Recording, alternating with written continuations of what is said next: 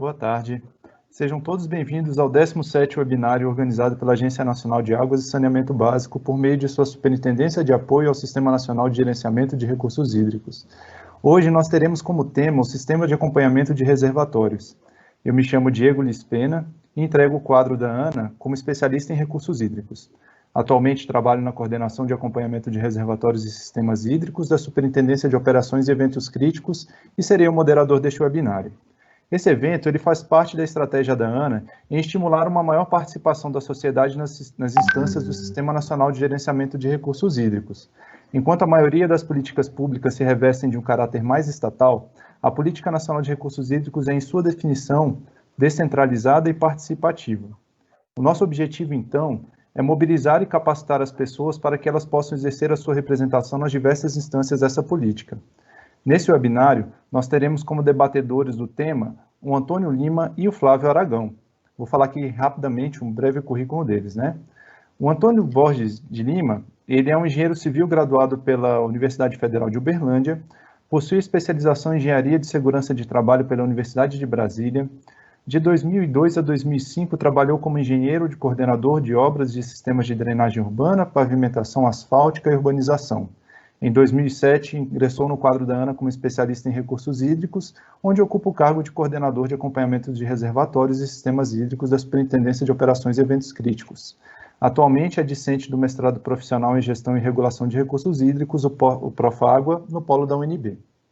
O Flávio Aragão, ele é engenheiro agrônomo, graduado pela Universidade de Brasília em 2007, possui especializações em Gestão e Manejo de Irrigação pelo Centro Nacional de Tecnologia de Irrigação da Espanha em 2010, e Agricultura Orgânica pela Universidade Federal de Lavras, em 2012.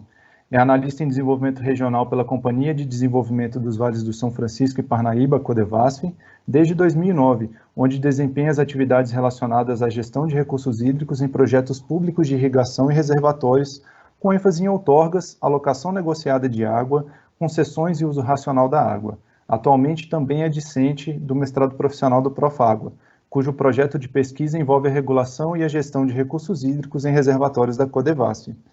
Antes da gente iniciar a nossa primeira rodada de perguntas, eu gostaria de dar alguns avisos de ordem prática acerca do nosso webinário. O nosso evento ele vai ter 1 hora de duração e o formato consiste no bate-papo com os nossos convidados, abordando algumas questões relevantes sobre o tema. Ao longo do nosso evento, as perguntas que vocês tiverem, vocês poderão colocar na ferramenta de chat que aparece na tela de vocês quando vocês movimentam o cursor do mouse. À medida que as perguntas forem chegando, eu vou buscar encadeá-las no tema e na nossa conversa, e ao final a gente vai ter um tempo reservado para poder responder essas perguntas. Um aviso importante para o qual eu peço uma atenção especial para vocês é que a partir desse webinário, a gente vai usar um procedimento diferente do que vinha sendo utilizado até então para emissão de certificado. Para vocês emitirem o certificado de vocês, vocês vão acessar o link que vai ser postado aqui na ferramenta de chat, se inscrever, responder um breve questionário e emitir o seu certificado. Terminados esses avisos, nós vamos começar então o nosso bate-papo e eu gostaria de começar com o Antônio. Antônio, boa tarde. Para abrir o tema desse webinário, eu gostaria que você contasse para a gente um pouquinho de como nasceu a ideia de desenvolver a ferramenta, né, o Sistema de Acompanhamento de Reservatórios. Boa tarde, Diego. Boa tarde, Flávio. Boa tarde a todas as pessoas que estão aqui nos acompanhando nesse webinar. Então, Diego, o Sistema de Acompanhamento de Reservatórios, né, o SAR, ele nasceu com o objetivo de melhorar a nossa ação que foi colocada na Lei de Criação da Agência, 9984/2000, que é de definir e fiscalizar as condições de operação de reservatórios, assim como a de planejar e promover ações destinadas a minimizar os efeitos de secas e inundações. Então, para a gente cumprir essa missão da melhor forma possível, a gente precisa ter um acompanhamento sistemático e eficaz das condições de operação dos reservatórios. Antes, na agência, a gente tinha essas informações não de uma forma muito organizada, né? Para você ter uma ideia, para a gente fazer o levantamento de informações, os boletins da região Nordeste, por exemplo, a gente demandava às vezes 1 ou 2 dias só para a gente conseguir compilar a informação das condições de armazenamento desses reservatórios. Isso porque as fontes, a gente buscava essas informações, elas eram diversas e vinham em padrões diferentes. A gente tinha que buscar essas coisas em outras fontes, com padrões diferentes e em frequências de datas diferentes, né? Era um processo, então, como eu disse, muito demorado e muito trabalhoso. Então, em 2009, a gente começou a idealizar uma forma de organizar um banco de dados na agência que pudesse nos dar informações de reservatórios de uma forma mais prática, né? Então, nasceu aí o banco de dados que a gente teve mais organizado de dados de operação dos reservatórios, que a gente chamava de coletor de reservatórios. Esse aí era um embrião do SAR, né? Ainda, nessa época, o banco de dados era um banco de dados que demandava uma carga ainda manual muito grande dos dados dentro desse banco, né? A gente tinha que ainda padronizar as informações e colocar elas de uma forma manual, e ainda era com uso restrito só para servidores da agência, né? A gente queria transformar isso que ficasse de uma forma que pudesse ser disponibilizada para toda a população que quisesse verificar como é que estava a condição de operação dos reservatórios. Então, a gente passou daí a fazer algumas tratativas com diversas instituições, principalmente da região Nordeste, né? Os órgãos gestores de recursos hídricos estaduais da região Nordeste, instituições responsáveis pela operação de reservatórios, tais como a Codevasf, onde o Flávio trabalha, o Departamento Nacional de Obras Contra Secas, o DENOX, né? E aí a gente conseguiu, com essas instituições, já começar a fazer acordos que disponibilizavam a informação de uma forma mais automatizada. A gente conseguiu implementar alguns web services nessas instituições, em que a agência conseguia buscar informação e dar carga no seu banco de dados, né? E aí, em 2014, a gente conseguiu oficialmente lançar o sistema de acompanhamento de reservatórios como uma plataforma web, né, que permitia de forma prática e eficiente o acompanhamento da operação dos reservatórios, dos principais reservatórios do Brasil. De início, o SAR contemplava somente 2 módulos: o módulo do Sistema Interligado Nacional, né, os reservatórios do setor elétrico, e um módulo semiárido e região Nordeste e semiárido mineiro. Tá? Em 2020, foi incorporado ao SAR mais dois grandes grupos de reservatórios. No 2017, foi incorporado ao SAR o Sistema Cantareira. E em 2020, mais 2, os reservatórios do Distrito Federal e os reservatórios do Sistema Paraopeba. Atualmente, o SAR está dividido em 3 módulos, o do Sistema Interligado Nacional, o SIN, o segundo módulo da região Nordeste semiárido, e o terceiro módulo outros sistemas hídricos, que nesse outros sistemas hídricos está incluído o Sistema Cantareira, os reservatórios do Distrito Federal e o Sistema Paraopeba. Como se vê, Diego, o SAR é uma ferramenta integrante do Sistema Nacional de Informações sobre Recursos Hídricos, o SNIR, e cumpre aqueles princípios básicos que foram definidos na Lei das Águas. Uma descentralização na obtenção das informações dos dados, coordenação unificada na Agência Nacional de Água e Saneamento Básico e com a informação disponível para toda a sociedade. Volto para você, Diego. Obrigado, Antônio. É interessante ver, né, como o SAR nasceu dessa necessidade que a agência tinha de ter um repositório, né, um lugar compilado onde tivesse esses dados de reservatórios, né, já que estava tudo espalhado, né, em vários locais. Seguindo o tema, eu gostaria de passar a palavra ao Flávio e pedir que ele nos falasse um pouco sobre as atribuições que a Codevasf tem em relação à gestão de reservatórios. Boa tarde, Flávio. Boa tarde, Diego, Antônio Augusto e ouvintes. Muito obrigado pelo convite para participar deste webinar. Espero contribuir de alguma forma para a apresentação do SAR. Também agradeço a todos e todas os participantes pela dedicação desse tempo para nos assistir. Vou iniciar com um breve contexto sobre a Codevasf. A história da empresa remete à década de 40, com a Comissão do Vale de São Francisco, sendo suas principais atribuições voltadas a esse rio. Ao longo dos anos, foram incorporadas outras bacias hidrográficas e hoje a empresa atua em 27% do território nacional, em comparação com apenas 8% da bacia do São Francisco. Essa área é composta por 17 bacias hidrográficas principais, localizadas no Distrito Federal e em 12 estados, nas regiões Norte, Nordeste, Centro-Oeste e Sudeste. Para ser objetivo o nosso tema, não vou me aprofundar nesse histórico, mas quem quiser saber mais detalhes da história ou da área de atuação da Codevasf, além de outras informações, eu convido a acessar os links que estão aqui no nosso chat. Já referente aos reservatórios, preciso mencionar a base legal da empresa sobre o tema. Primeiro, por lei, a Codevasf pode projetar, construir, operar obras e estruturas de barragem, controles de cheia e combate à seca. Dessa forma, visa ampliar a oferta de água para usos múltiplos. A empresa possui competência para promover a funcionalidade, gestão, operação, manutenção e recuperação das infraestruturas hídricas, como os reservatórios. E, em segundo, a missão estratégica da empresa é desenvolver bacias hidrográficas de forma integrada e sustentável, contribuindo para a redução das desigualdades regionais. Por isso, a Codevasf busca contribuir para a melhoria de vida e para o desenvolvimento socioeconômico na sua área de atuação, por meio da execução de ações relacionadas ao desenvolvimento da agricultura irrigada, revitalização de bacias hidrográficas, estruturação de atividades produtivas e oferta de água para garantir a segurança hídrica. Com base nisso, a Codevasf atua para ampliar a capacidade de armazenamento de água com a construção de reservatórios, melhorar a distribuição espacial de água por meio de obras de sistemas adutores e de abastecimento e prover fontes perenes de água resultantes da execução dos sistemas de integração de bacias hidrográficas, bem como realizar ações que promovam a revitalização das bacias e ampliem as oportunidades para o desenvolvimento da irrigação. Como resultado dessas ações, hoje existem dezenas de barragens vinculadas à Codevasf para abastecimento público ou para usos múltiplos, que atendem demandas de irrigação, indústria, saneamento, piscicultura, perenização de rios e outros.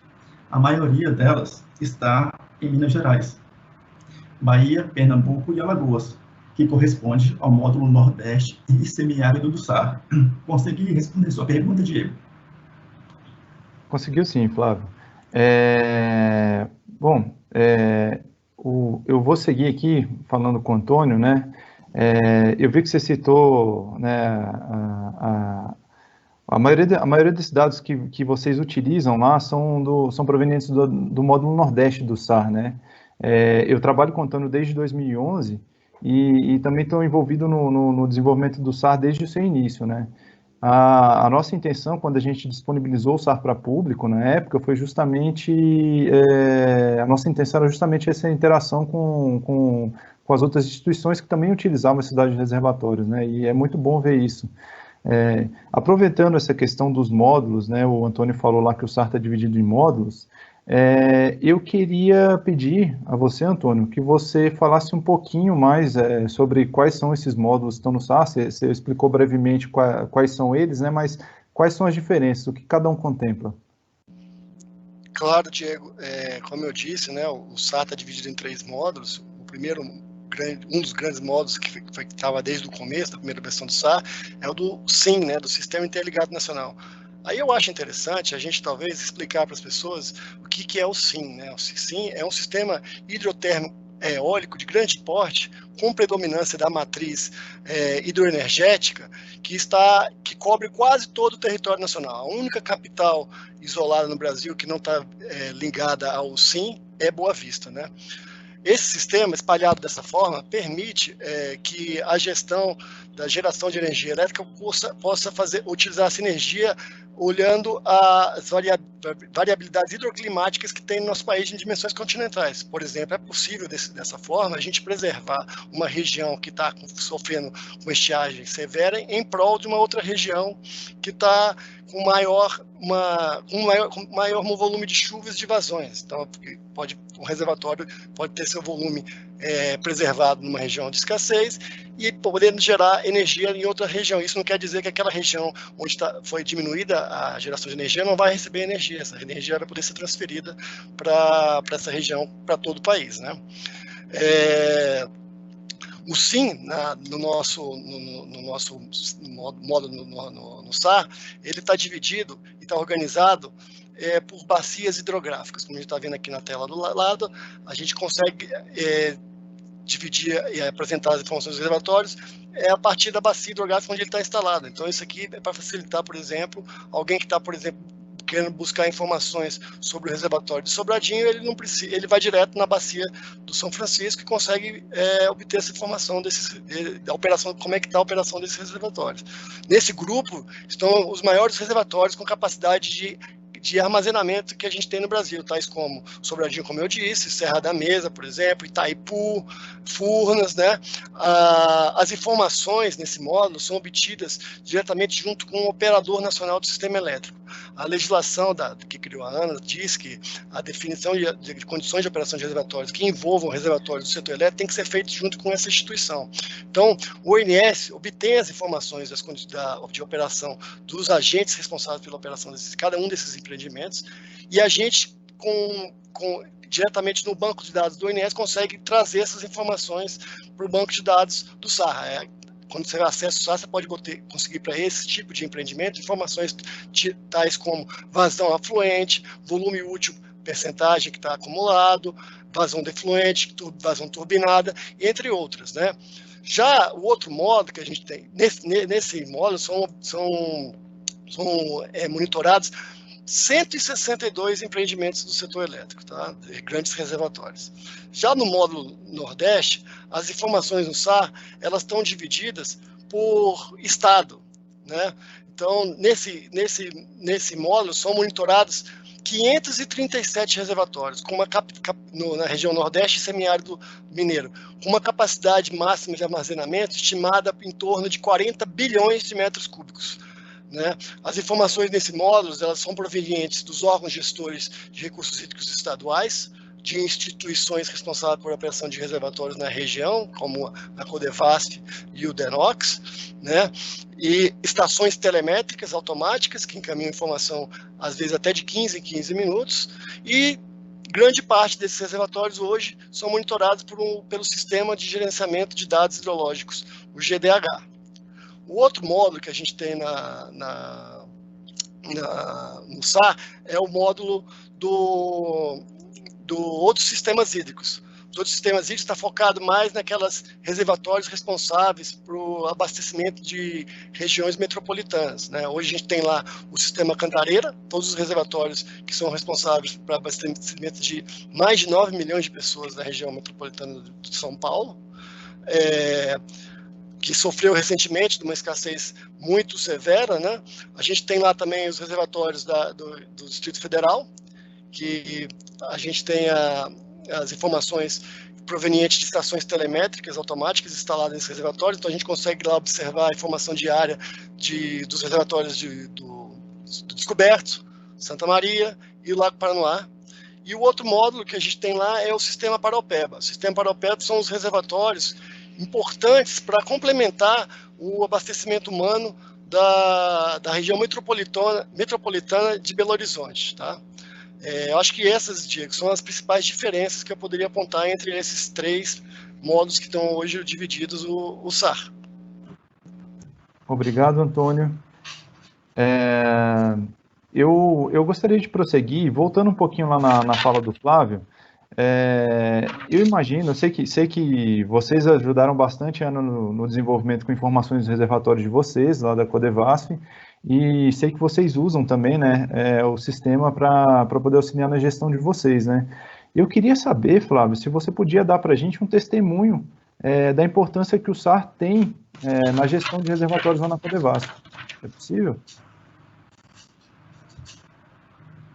Certo, Diego, posso sim. Como eu disse antes, a Codevasf possui diversas barragens em sua área de atuação, e conforme o Antônio comentou, realizar a coleta manual das informações de cada uma delas e receber as informações não padronizadas demanda esforço e tempo para o tratamento dos dados. E aqui entra o SAR, pois ele facilita bastante o acompanhamento e análise técnica da situação atual e histórica desses reservatórios.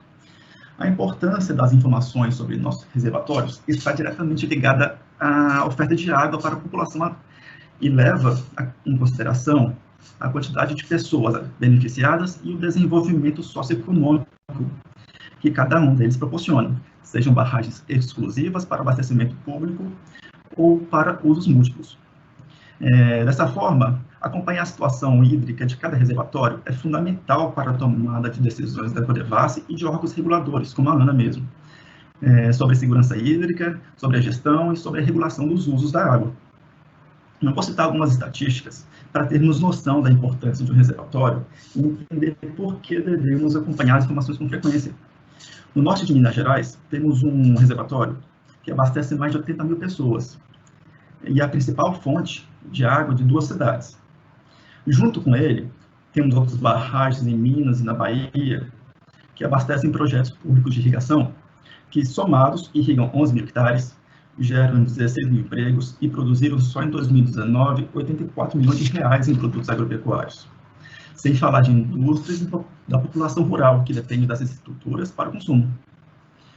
Ou seja, esses exemplos fornecem uma ideia do impacto que restrições no fornecimento de água poderia causar à população que depende dos reservatórios para consumo e geração de renda. Dessa forma, para garantir a segurança hídrica e planejar ações que sejam necessárias, é fundamental acompanhar as informações de reservatórios. E esses dados que citei são referentes apenas a barragens de gestão da Codevasf. O nosso acompanhamento vai além deles, pois a maioria dos nossos projetos de irrigação capta água direto na calha de rios estaduais e federais, como é o caso dos projetos que captam água no Rio São Francisco. E eles são afetados por reservatórios geridos por outras instituições, como Três Marias e Sobradinho. Para o acompanhamento desses reservatórios, sob gestão de terceiros, dependemos totalmente do repasse das informações oficiais, e o SAR oferece isso, assim como disponibiliza ao público as informações repassadas pela Codevasf sobre seus reservatórios.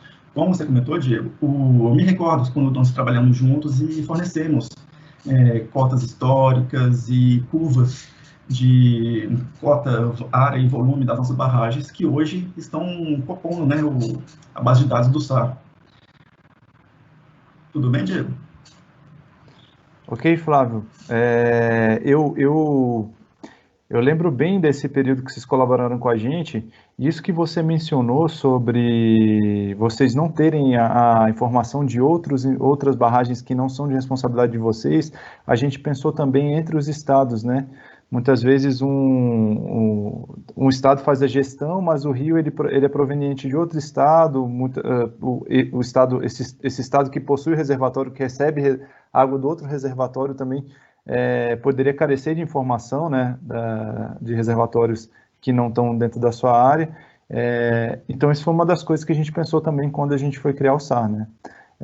Antônio, você mencionou na sua última fala o GDH, né, o Sistema de Gerenciamento de Dados Hidrológicos, ele sendo uma das fontes de atualização de dados do SAR. Eu queria que você falasse para a gente o que é o GDH e como ele funciona. Sim, Diego. O GDH, né, é um sistema que eu sou particularmente um entusiasta desse sistema, que ele surgiu, né, com o intuito de fornecer um monitoramento diário de nível dos reservatórios de vazão e de chuva, né?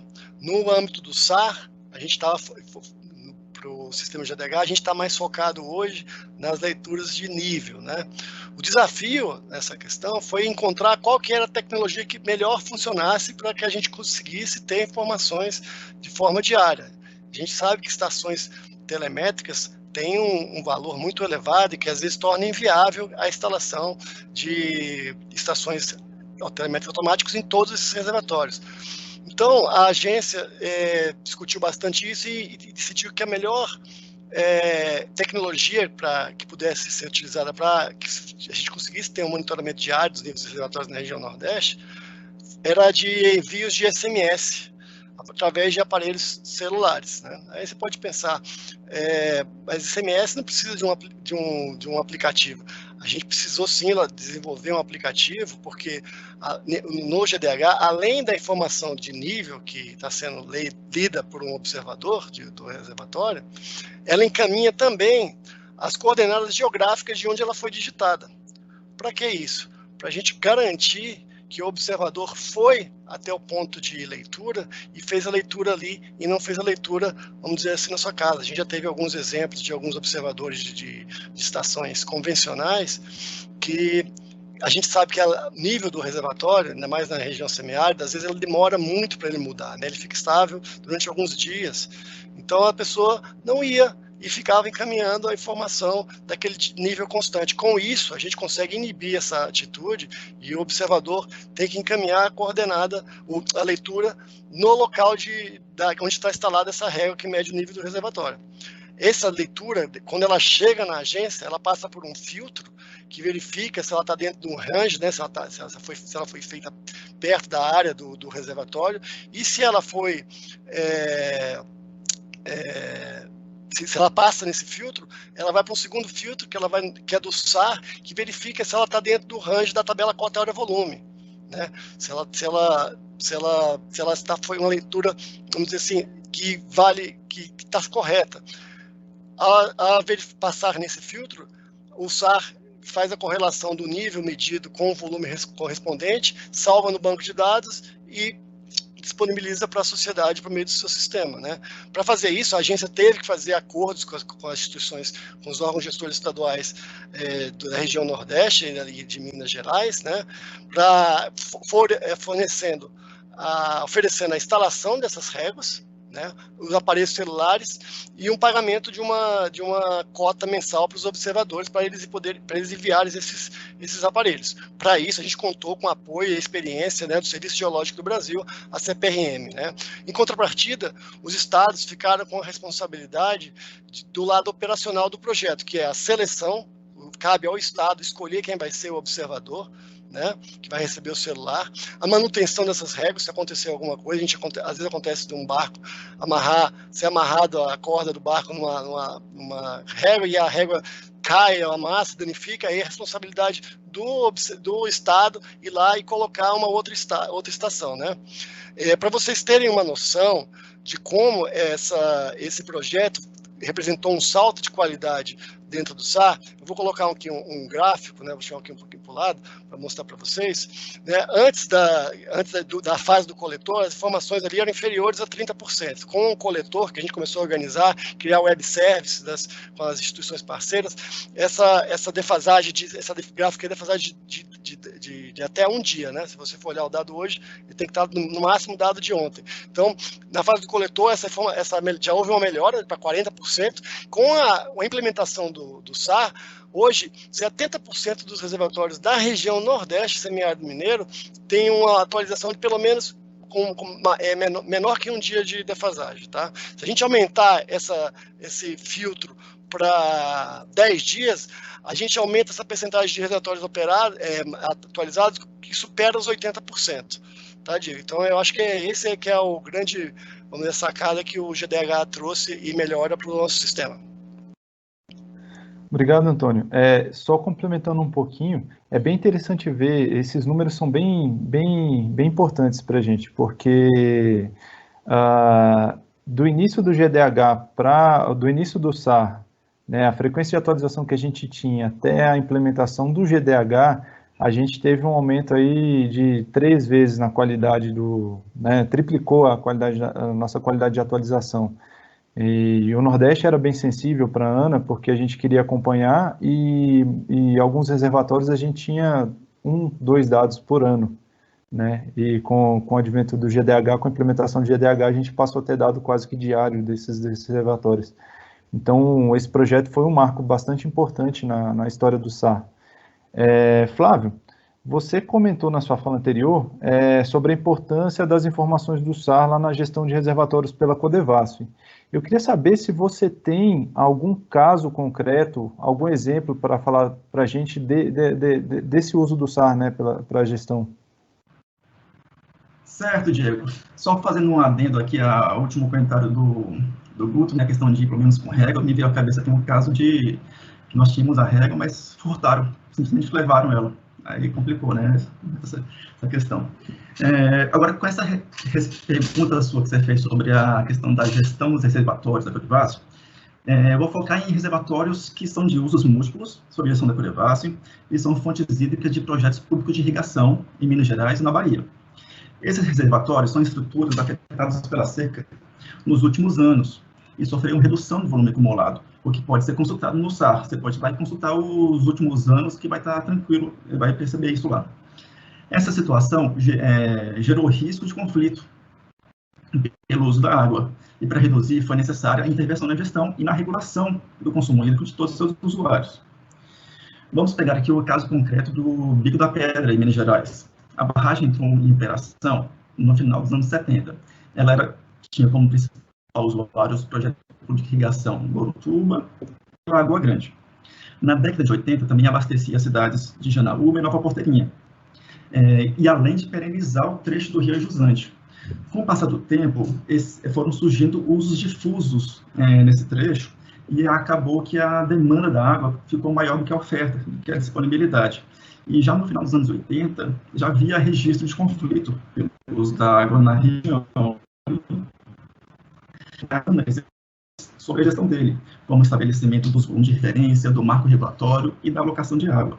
Todos esses instrumentos se embasam em informações históricas do reservatório e possibilitam a gestão participativa dos recursos hídricos, com a presença dos usuários, dos gestores e do governo.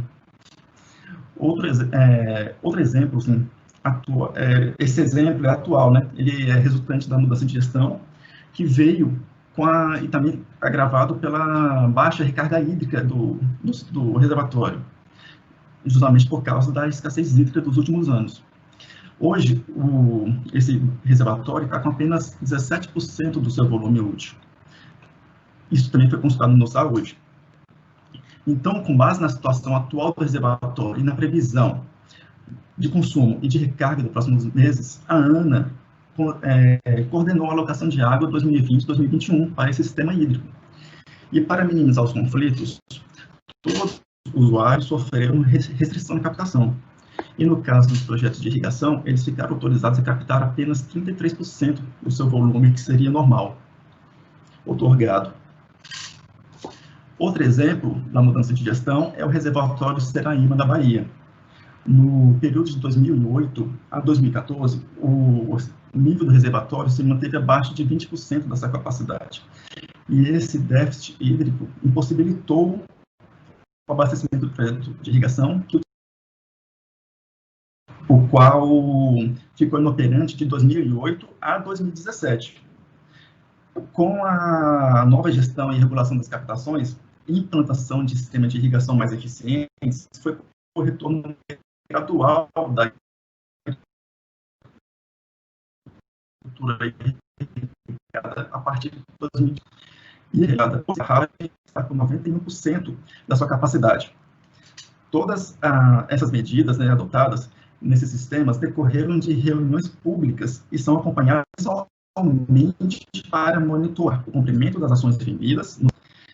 E esse monitoramento também é público e pode ser encontrado por meio do link que leva à seção de alocação de água na ANA. Vou pedir para colocar aqui no nosso chat. É com você, Diego. Muito bom, Flávio. Esse tipo de sinergia é bem interessante, né, da gente ver no serviço público, né? Às vezes uma ação simples de um lado ele gera efeitos que são bastante importantes em outras áreas. Bom, eu queria voltar um pouco ao relato do Antônio sobre o SAR. Né? Como dito, o Antônio mencionou que o SAR ele é um repositório de dados operativos de reservatório, né? Mas eu queria que ele falasse para a gente se há mais alguma funcionalidade, né? O SAR, o que ele apresenta mais do que além de disponibilizar os dados de reservatórios. Claro, Diego. Aliás, no segundo semestre do ano passado, o SAR passou por uma repaginação, né, com o objetivo de fornecer uma interface mais amigável ao usuário, né?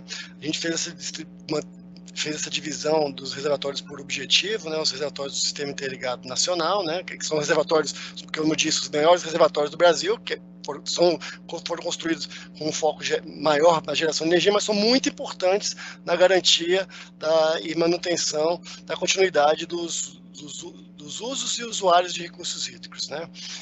Hoje, eu vou falar isso por as funcionalidades por módulo.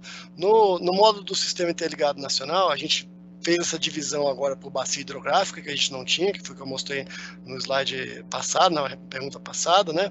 E a gente consegue lá ter a informação, por exemplo, do como está o percentual de armazenamento de todos os reservatórios do setor elétrico com capacidade de regularização das vazões. Aí você pode fazer um comparativo de como está a situação desse ano com a da mesma data para os outros 4 últimos anos. E aí no SAR novo permite que você também escolha datas de interesse para conseguir fazer esse comparativo, né? Essas informações podem ser exportadas.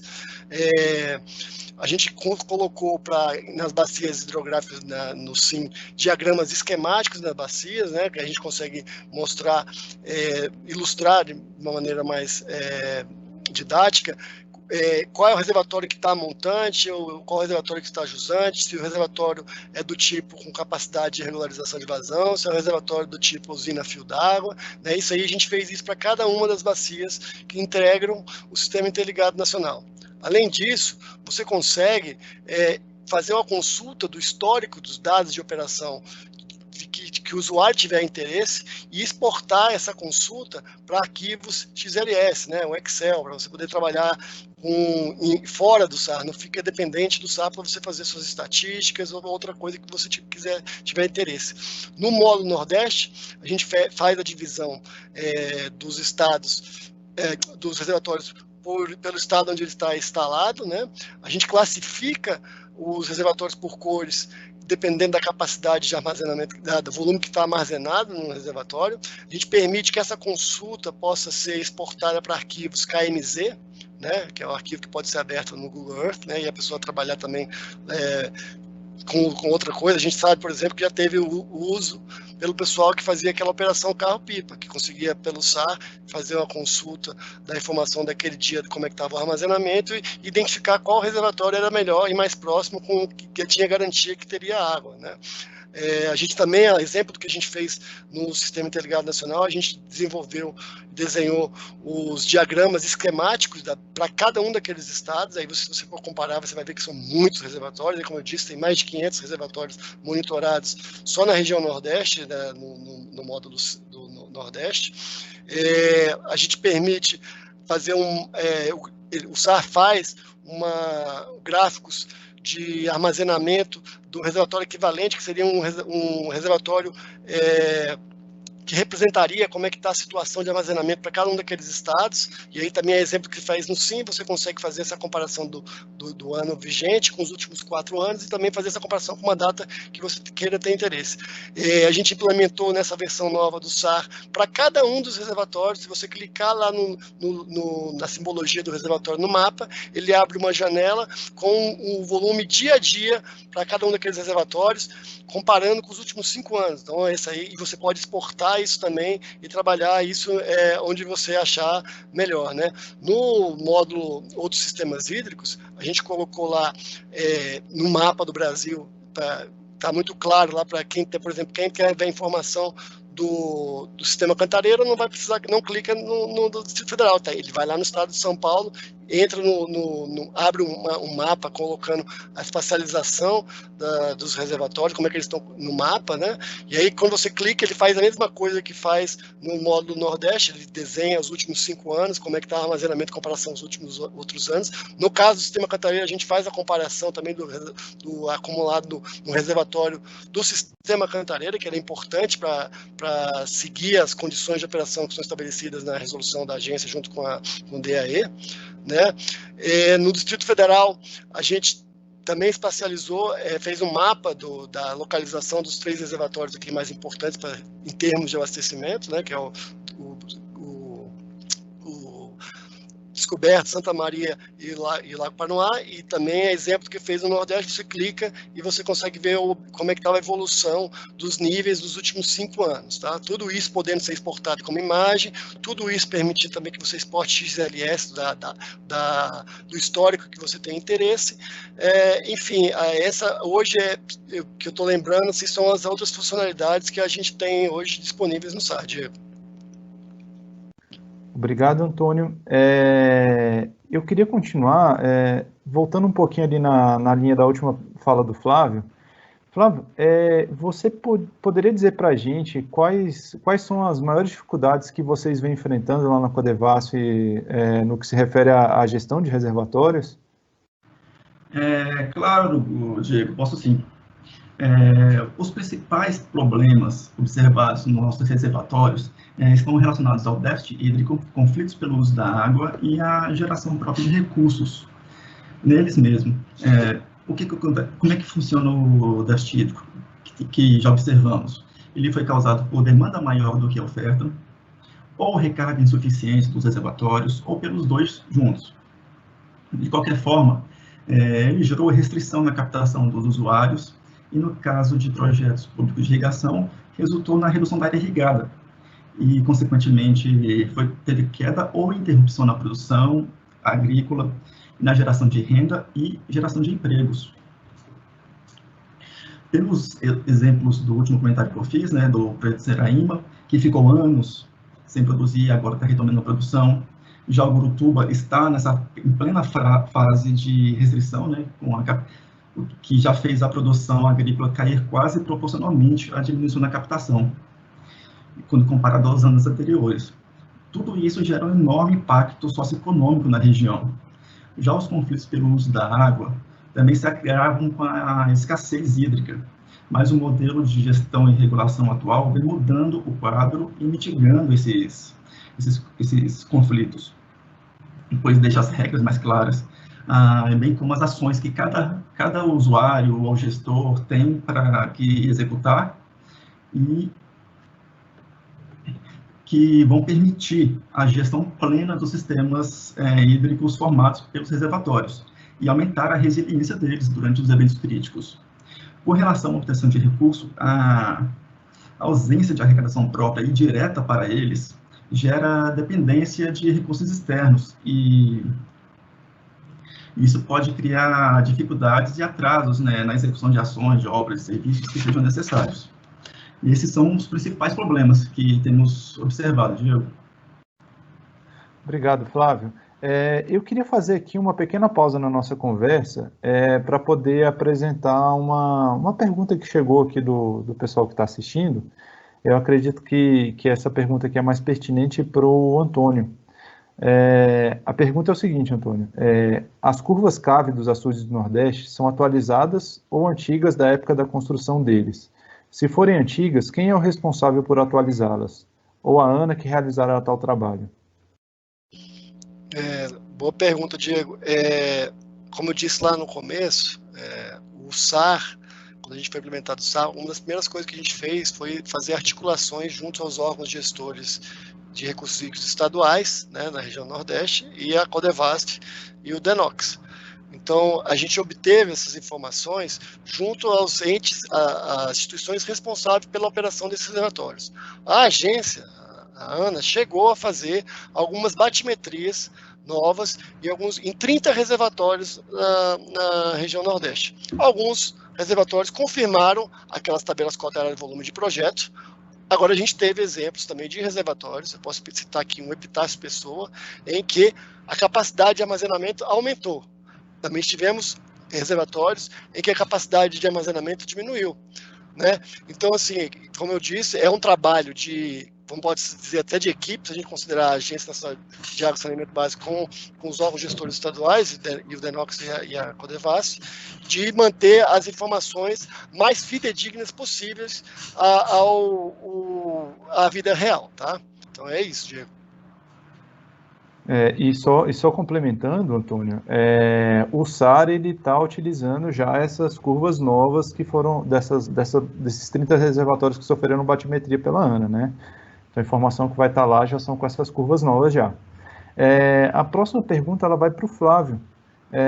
As informações dessas alocações de Bico da Pedra e Seraíma que você mencionou, elas estão disponibilizadas ao público em algum lugar? Estão sim, Diego. Lá no site da ANA mesmo. Tem, se não me engano, em regras especiais, em alocação de água. Eu vou pedir para o pessoal colocar o link aqui do lado no chat, E lá pode ser observado diversos reservatórios, sistemas hídricos que estão com um sistema de alocação de água. Inclusive, tem outro campo lá também, que é sobre o marco regulatório, que conta um pouco do histórico dos conflitos pelo uso da água no sistema hídrico e um estudo que embasou a alocação de água. Certo, Flávio. Tem uma outra pergunta aqui para o Antônio. Antônio, o SAR é um aplicativo ou um site? E como pode ser feito o acesso ao sistema? O SAR, ele é um sistema, uma plataforma web, então ele está localizado no site da Agência Nacional de Água e Saneamento Básico. O endereço, para quem quiser acessar o SAR, é www.ana.gov.br/SAR. Eu vou pedir para colocarem aqui no chat esse link, tá? Apesar de não ser um aplicativo, a Agência Nacional de Água e Saneamento Básico tem um aplicativo, o HidroWeb App, né? O HidroWeb App, que a gente está em discussões, está em breve, eu acredito que ainda em agosto, esse novo vai ter uma atualização do aplicativo que vai incorporar também um novo módulo, que é o módulo reservatórios. E nesse módulo reservatórios vai ser possível consultar informações que estão hoje dentro do SAR. Então, em breve, acredito que ainda em agosto, será possível fazer a atualização do HidroWeb App, e lá obter informações que estão hoje disponibilizadas do SAR. Claro, né, alguma dessas funcionalidades que eu coloquei, diagrama esquemático, exportação de figuras, de mapas, aqui dos camiseiros não vai estar disponível lá, mas a informação vai estar bem organizadinha em breve, tá? Acredito que ainda em agosto. Obrigado, Antônio. Tem mais uma pergunta aqui para o Flávio. Flávio, onde essas informações dos projetos de irrigação, você falou dos marcos, né? Mas dos projetos especificamente, eles estão em algum lugar? Sim, esses daí estão no site da Codevasf. Se eu não me engano, no link de irrigação, projetos públicos de irrigação e elenco de projetos. Isso aí você pode acessar no www.codevasf.gov.br. Acho que eu vou pedir também para o pessoal também colocar o link aqui ao lado do chat. Perfeito, Flávio. Tem mais uma aqui para o Antônio.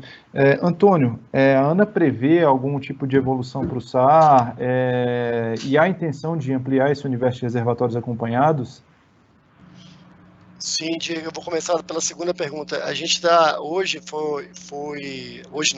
recentemente foi assinado um contrato da nova empresa que vai fazer auxiliar o monitoramento, entregar esses celulares, né, para a região Nordeste, e os estados já demandaram novos reservatórios que eles têm interesse que sejam incorporados ao monitoramento do SAR, que sejam incorporados ao GDH.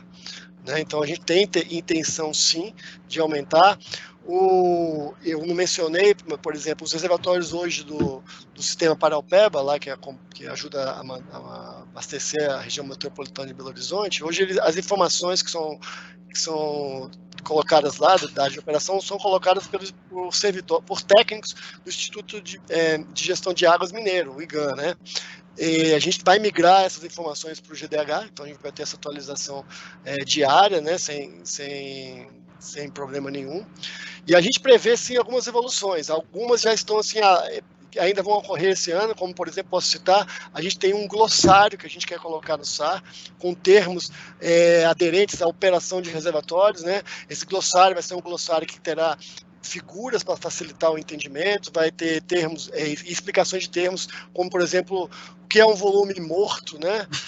Nível máximo operação, vazão vertida, o que é vazão turbinada. Então, a gente vai ter esse glossário em breve, acredito eu, esse ano ainda no SAR.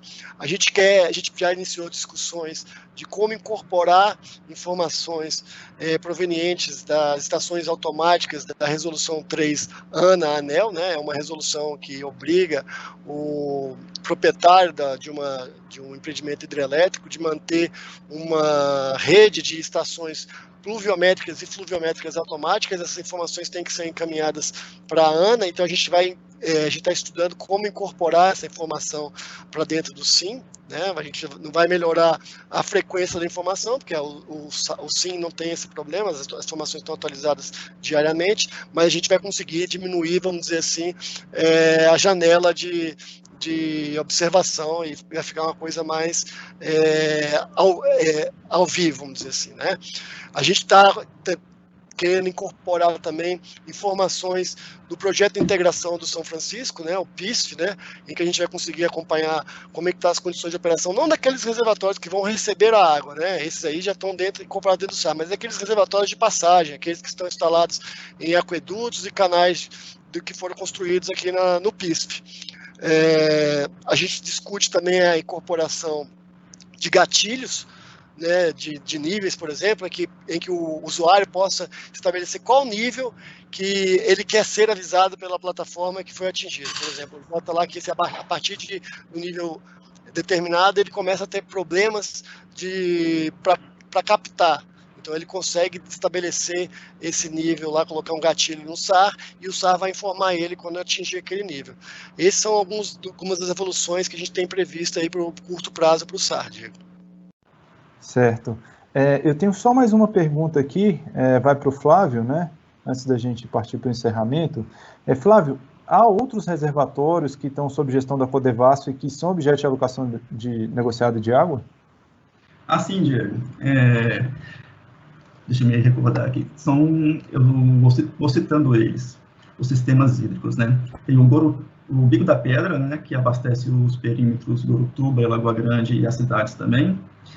Tem o sistema hídrico formado por dois reservatórios ali na divisa de Minas com a Bahia, que é o Estreito e Cova da Mandioca. Temos também o Seraíma e o Mirorós. Esses são sistemas hídricos vinculados com projetos de irrigação. Temos também alocação de água em reservatórios só para abastecimento público, como o Zabombão e o Poço do Mago, na Bahia. Todas essas informações podem ser acessadas no site da ANA, naquele link que eu tinha comentado antes sobre a alocação de água e marco regulatório. E que também há a seção sobre marco regulatório lá. Tá certo, obrigado, Flávio. O nosso tempo está se encerrando, e eu gostaria, antes da gente caminhar para o final propriamente dito, de ter as palavras finais do Antônio e do Flávio. Mas eu queria saber, já que, Flávio, você já está falando, você poderia ser o primeiro? Posso sim. Agradeço novamente, né, a oportunidade de ter participado desse webinar, foi um prazer e um desafio para mim.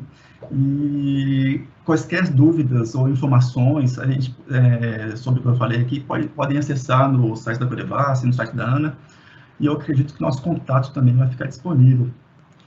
E dessa forma eu me despeço aqui de todos e muito obrigado por todos. E até logo. Eu também queria agradecer, né, a oportunidade de estar falando de uma ferramenta que eu considero muito importante para a gestão de recursos hídricos, né? Dizer que é importante que muitas dessas melhorias que o SAR teve durante esses anos, ela foi proveniente de discussões, de trabalho com os usuários, né, com os órgãos gestores de recursos hídricos, né? Então eu queria deixar aqui também o endereço do e-mail do SAR, né, para quem tiver maiores dúvidas sobre como é que funciona a ferramenta ou queira sugerir alguma evolução, é só mandar para o e-mail sar@ana.gov.br, tá? Enfim, agradecer novamente e até uma próxima. Eu vou encerrar o webinário hoje, vamos inovar um pouquinho. A gente está tendo um probleminha pequeno, técnico, né? Eu queria agradecer a todos, né, por terem prestigiado esse nosso evento, né? Dizer que, como o Diego colocou lá no começo, esse webinar, os certificados vão ser emitidos depois que vocês acessarem a plataforma que foi colocado o endereço aí, responderem algumas perguntinhas básicas, e aí o certificado vai ser emitido. Queria dizer também que os webinários da ANA de capacitação ocorrem sempre às quintas-feiras, das 17 às 18 horas, e para maiores informações, eu peço que fiquem atentos às redes sociais da agência. Muito obrigado a todos os participantes pela audiência e uma boa noite e até a próxima semana.